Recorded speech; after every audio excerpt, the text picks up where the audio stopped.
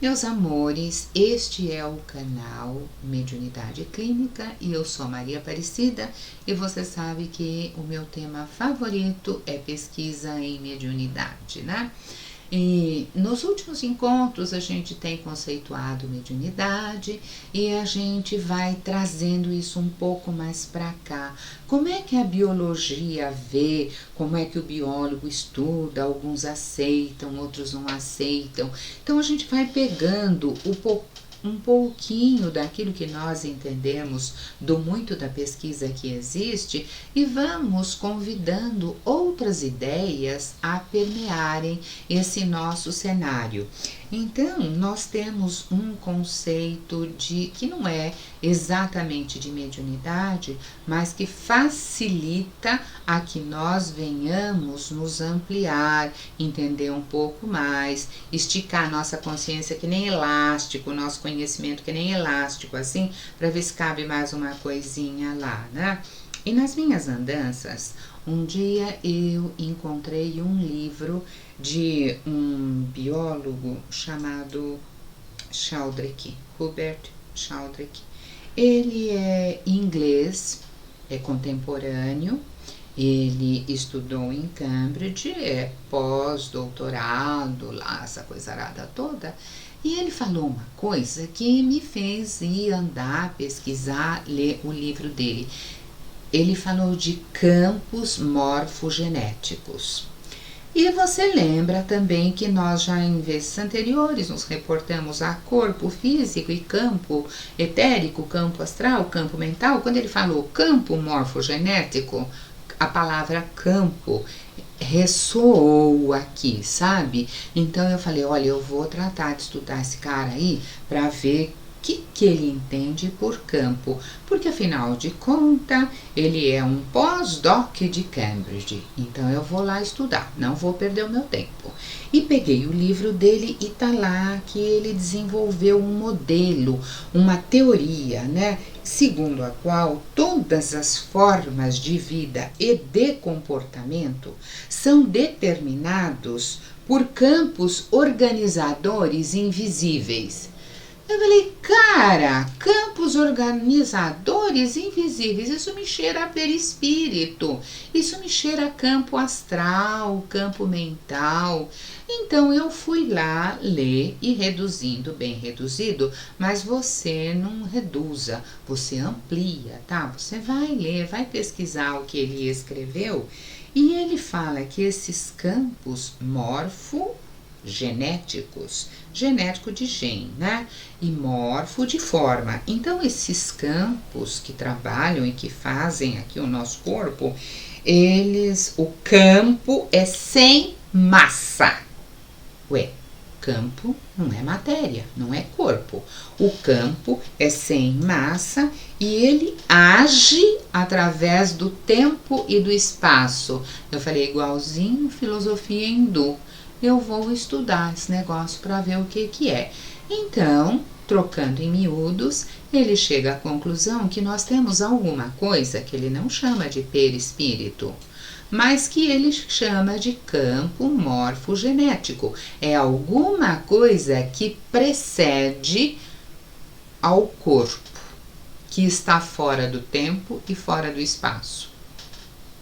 E ele não é exatamente uma pessoa religiosa no sentido de sou assim um rezador. Não, ele é um estudioso, ele é um cientista, mas nada impede que ele faça o caminho da religiosidade.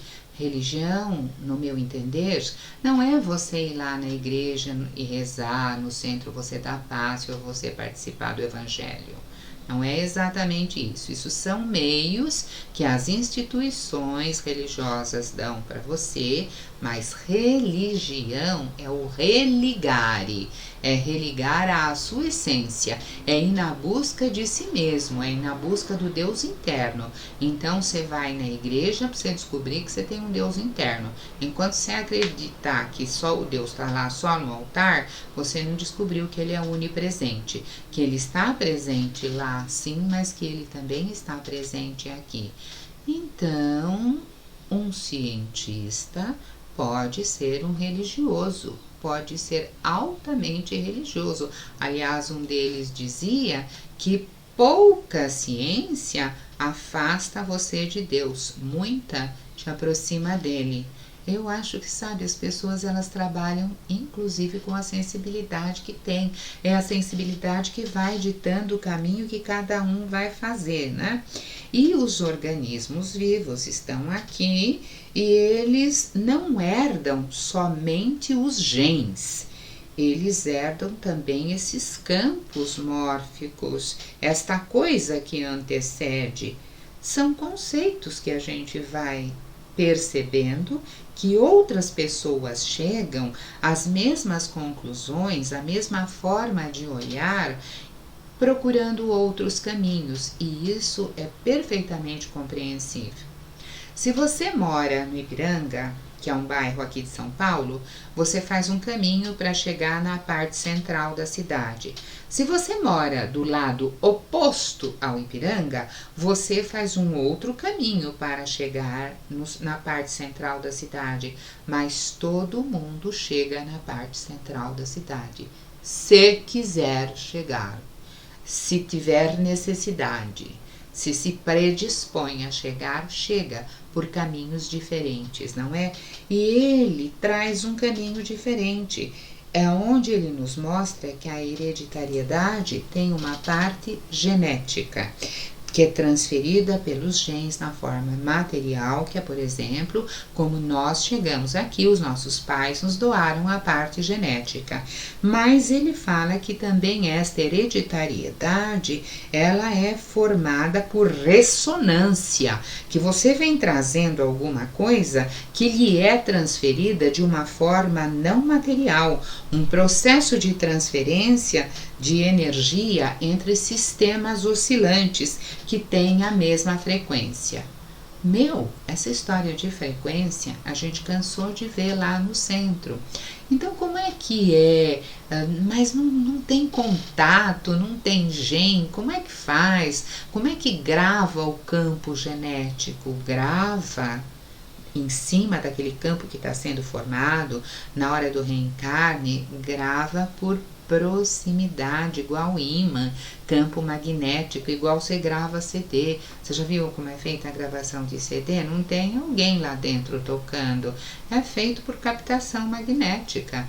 Então, e ele foi estudando estas coisas que facilitam a nossa compreensão de como nós atuamos aqui e como é que a gente vai elaborando esse raciocínio.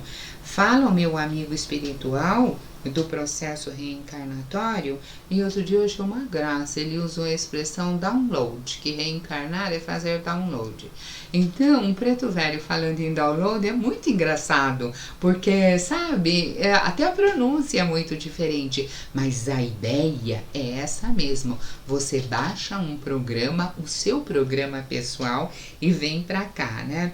E ele comenta que observando o corpo de uma pessoa, ele, o cientista, voltando para o Huber, que uma pessoa ao morrer, você olha lá o corpo dela, tá ali, aparente, você sabe que tá ali, tá da mesma cor, do mesmo tamanho, é aquela pessoa, mas alguma coisa mudou. É a mais óbvia conclusão que você chega, né?